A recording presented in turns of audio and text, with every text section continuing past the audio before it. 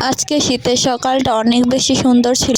চারদিকে কুয়াশায় ঢাকা ছিল আর বাড়িতে এসে দেখি যে আমার আব্বু বাজার থেকে মাছ নিয়ে এসেছে, ছোট মাছ। মাছগুলো কিন্তু অনেক বেশি তরতাজা ছিল, দেখেই বোঝা যাচ্ছে। আমি, আমার ছোট বোন আর আমার আম্মু মিলে কিন্তু মাছগুলো কুটে নিচ্ছিলাম।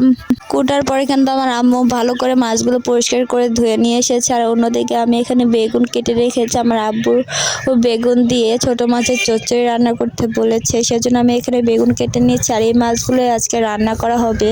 আর আম্মু এখানে মরিচ, হলুদ, লবণ দিয়ে ভালোভাবে কষলিয়ে নিচ্ছিল। আর তারপর পেঁয়াজ দিয়েও কিন্তু ভালোভাবে তেল দিয়ে ভালোভাবে কষলিয়ে নিচ্ছে। আর হাতে মাখিয়ে এইভাবে রান্না করলে কিন্তু খেতে অনেক বেশি মজা। আর আমার আম্মুর হাতের রান্না কিন্তু অনেক বেশি মজা। আর এখানে আম্মু মাছগুলো দিয়ে দিচ্ছে, মাছগুলো মশলার সাথে আলতো হাতে মিশিয়ে নিচ্ছে। আর ছোট মাছ কিন্তু আমার অনেক পছন্দের। আপনারাও কে কে পছন্দ করেন অবশ্যই কিন্তু কমেন্ট করে বলবেন। এদিক দিয়ে বেগুনও কিন্তু মাছের সাথে ভালোভাবে মিশিয়ে নিয়ে সামান্য একটু পানি দিয়ে চুলায় বসিয়ে দিচ্ছে। আর আমি কিন্তু এদিক দিয়ে জাল ধরিয়ে দিচ্ছিলাম। আমার আম্মু সবসময় মাটির চুলায় রান্না করে খড়িতে। আমি এখানে পাটখড়ি দিয়ে চুলায় আগুন ধরিয়ে দিয়ে কিন্তু আমার মেয়েকে ঘুম পাড়াতে চলে গিয়েছিলাম। আর এদিক দিয়ে এসে দেখে আমার আম্মু তরকারি রান্না হয়ে গেছে, দেখে কতটা লোভনীয়